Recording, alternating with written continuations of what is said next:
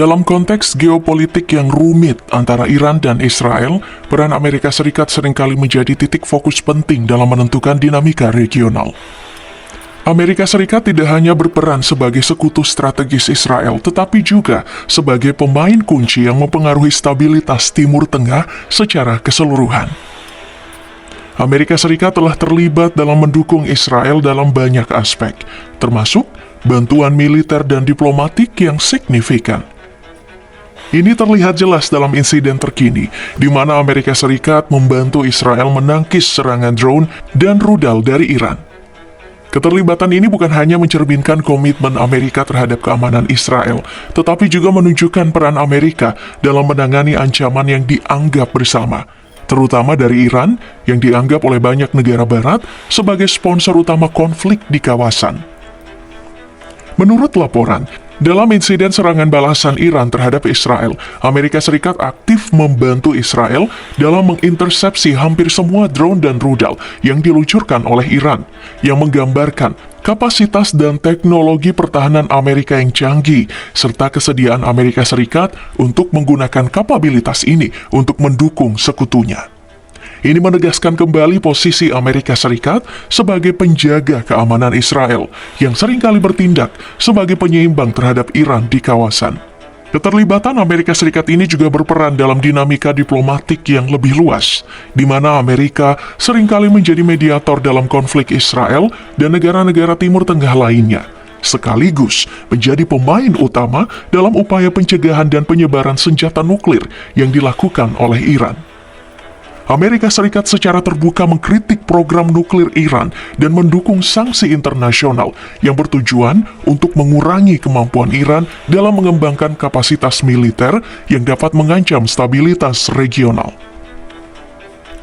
Dari perspektif Iran, Amerika Serikat ini dilihat sebagai penghalang utama terhadap aspirasi regionalnya, terutama karena dukungan tak tergoyahkan Amerika Serikat terhadap Israel dan kehadiran militernya yang luas di Timur Tengah. Ini termasuk basis-basis militer Amerika Serikat di negara-negara seperti Irak dan Suriah, yang Iran anggap sebagai ancaman langsung terhadap keamanannya dan pengaruh regionalnya.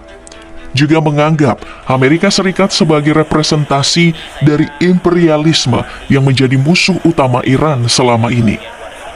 Melalui prisma ini, bisa dipahami mengapa setiap tindakan dari Amerika Serikat di kawasan ini, baik itu dukungan militer untuk Israel atau sanksi terhadap Iran, mendapat perhatian besar dan seringkali meningkatkan tensi regional. Hubungan antara Iran dan Amerika Serikat dalam konteks ini terus menjadi salah satu faktor kunci yang membentuk landscape geopolitik di Timur Tengah, dan akan terus menjadi demikian selama masalah-masalah utama seperti keamanan Israel, program nuklir Iran, dan stabilitas regional tetap menjadi prioritas bagi kebijakan luar negeri Amerika Serikat. Jadi konflik antara Iran dan Israel kemungkinan besar akan melibatkan Amerika Serikat jika Israel beneran akan membalas serangan balas dendam Iran kemarin. Jika itu terjadi, maka kedua negara ini akan bertemu di medan peperangan. Siapakah yang akan lebih kuat? Dalam hal kuantitas, personil Iran memang kalah dari Amerika Serikat. Jumlah personil Iran sekitar 1.015.000 personil.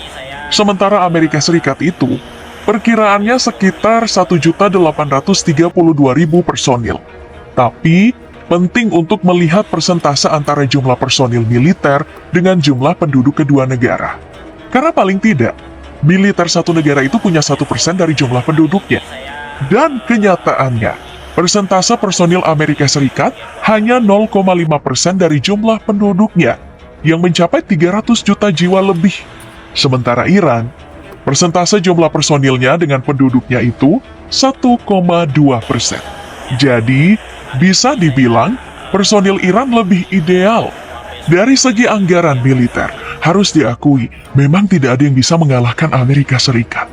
Bahkan jika pun digabungkan dengan negara-negara yang ada di urutan 10 besar dengan anggaran militer terbesar di dunia untuk tahun 2022, belum ada yang bisa mengalahkan Amerika Serikat yang ada di angka 877 miliar US dollar.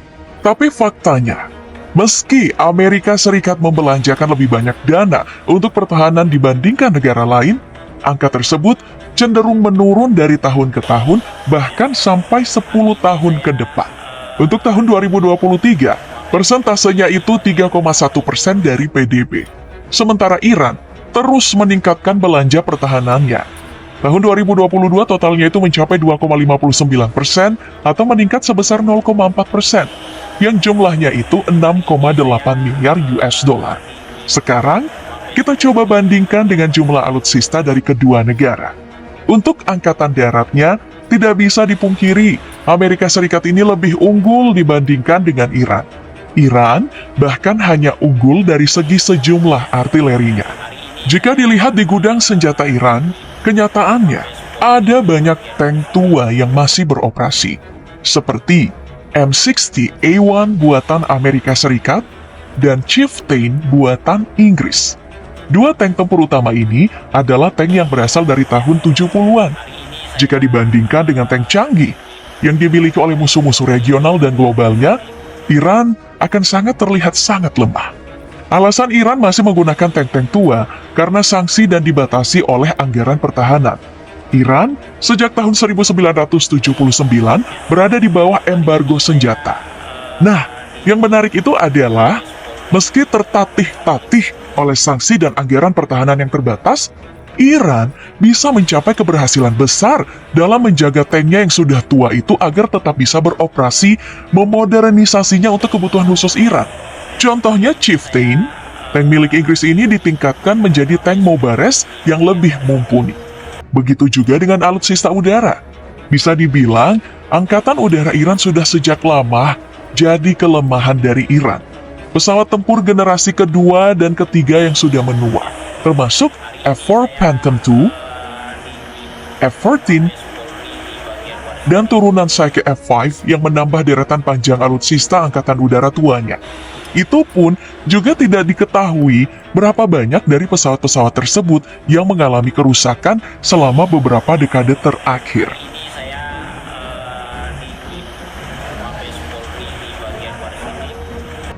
Investasi Iran yang berfungsi itu hanyalah selusin pesawat tempur Su-24MK dan 18 MiG-29 yang dibeli Iran pada pertengahan tahun 1990-an. Sementara itu, Angkatan Udara Amerika Serikat sangat superior dengan deretan alutsista canggihnya. Dari sisi Angkatan Lautnya, Iran juga sangat lemah. Berbeda dengan Amerika Serikat yang mumpuni dalam hal alutsista Angkatan Lautnya.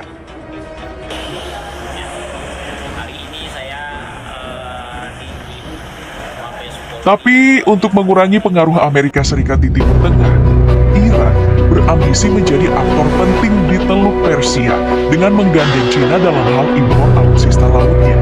Keseluruhan bukti menunjukkan bahwa aktivitas maritim Iran dalam mendukung tujuan strategis Iran untuk mendapatkan kekuatan dan pengaruh regional yang sedang berkembang, bukan menyusut. Yang menarik dari Iran karena kemampuannya dalam merekayasa kembali alutsista dari negara-negara lain. Sebagai contoh, Shahid 365 yang disebut sebagai hasil rekayasa dari ATGM Javelin. Seperti tank Chieftain yang sudah dibahas tadi yang diubah menjadi tank-tank Mobares. Karena kemampuan Iran dalam merekayasa balik peralatan militer, Rusia pun mengirim beberapa senjata buatan Amerika yang mereka rampas dari Ukraina untuk kemudian direkayasa balik oleh Iran. Lalu, bagaimana cara Iran mengamankan wilayahnya dari serangan Amerika?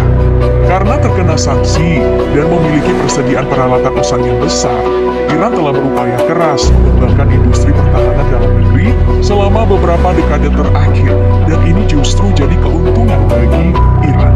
Industri pertahanannya juga tidak semaju Amerika ataupun Eropa. Salah satu cara untuk mengimbangi musuh dengan kekuatan besar, khususnya Amerika, adalah dengan sistem rudal dan drone yang dimiliki Iran.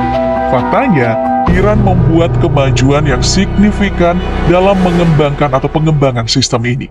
Hasilnya, ada deretan rudal jarak menengah mumpuni yang bahkan sulit ditandingi Amerika.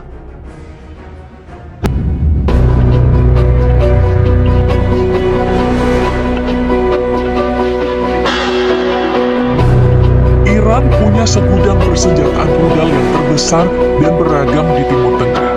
Dengan ribuan stok rudal berdaya jangkau pendek dan menengah sampai berkemampuan jelajah, Iran ditempatkan di ranking ke-8 untuk kemampuan roket berpeluncurnya.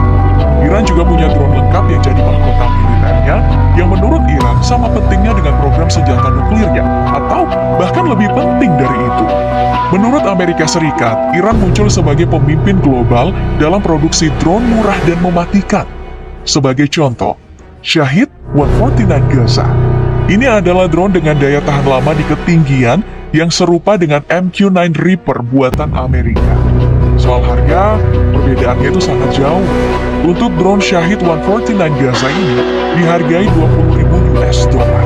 Sementara satu unit MQ-9 Reaper senilai 32 juta US dollar. Dalam perang Ukraina saja, Iran sudah memasok 3 model drone ke Rusia. Drone kamikaze sekali pakai, Shahid 131 dan 136, yang digunakan oleh Moskow sebagai alternatif yang lebih murah dibandingkan rudal jelajah, dan drone multiperan Mohajer 6 yang dapat digunakan untuk pengumpulan intelijen dan untuk tujuan tempur. Ada beberapa skenario yang bisa dijalankan Iran untuk melakukan serangan secara langsung. Tapi, sebelum melakukan serangan langsung, pilihan perang proksi mungkin adalah langkah yang paling tepat diambil Iran. Dan tidak bisa dipungkiri, Iran sudah melakukannya sejak lama. Di Timur Tengah, Iran punya jaringan kekuatan proksi di Lebanon, Suriah, Irak, Yaman, Gaza, dan Bahrain.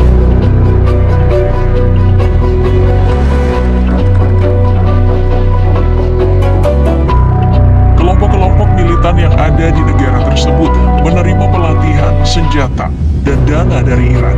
Sebagai contoh yang terjadi di Gaza, Iran tidak merahasiakan dukungannya terhadap Hamas berupa dana dan senjata. Bahkan, bantuan Iran ke Hamas terus berlanjut dalam bentuk intelijen dan hasutan di jaringan tersebut untuk melawan Israel. Meski Iran tetap menolak bertanggung jawab atas serangan yang dilakukan oleh Hamas. Atau contoh lainnya, perlawanan milisi Syiah di Irak dan Suriah yang bertanggung jawab atas serangan terhadap pangkalan militer Amerika Serikat. Dalam hal ini, Amerika Serikat menuduh Iran secara aktif memfasilitasi serangan roket dan drone oleh kelompok proksi terhadap pasukannya di Irak dan Suriah. Meski